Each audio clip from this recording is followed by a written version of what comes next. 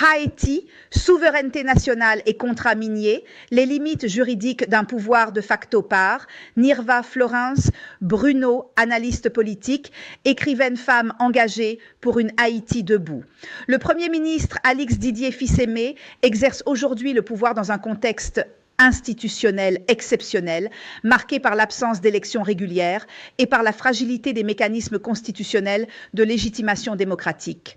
Pour plusieurs observateurs nationaux et internationaux, cette réalité place les autorités actuelles dans une situation de pouvoir de facto, donc d'un pouvoir institutionnellement limité.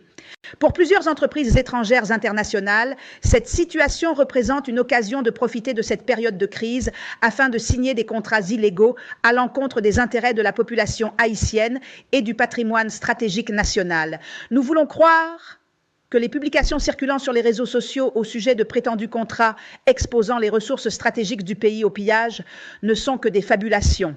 Toutefois, compte tenu de la gravité d'une telle question pour l'avenir de la nation, toute la lumière doit être faite dans la plus grande transparence afin de rassurer la population et de préserver les intérêts fondamentaux du peuple haïtien. Les lois du pays sont clairement définies. Les ressources naturelles du pays ne peuvent être engagées librement par un pouvoir transitoire évoluant en dehors d'un cadre institutionnel pleinement stabilisé. Les richesses minières, les ressources stratégiques ainsi que les engagements économiques à long terme appartiennent avant tout à la nation et au peuple haïtien dans sa continuité historique.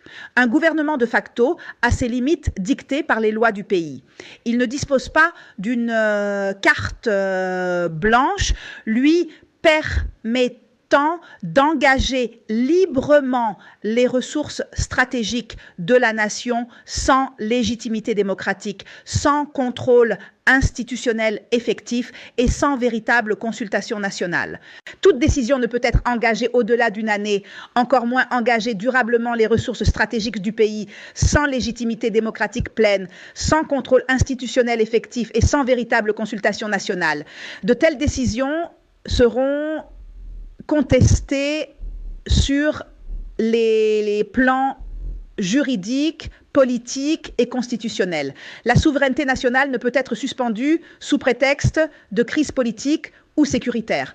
Au contraire, les périodes de fragilité institutionnelle exigent davantage de prudence, de transparence et de respect des prescrits constitutionnels afin d'éviter que des intérêts particuliers ou étrangers ne profitent de l'affaiblissement de l'État pour obtenir des avantages contraires aux intérêts fondamentaux du peuple haïtien.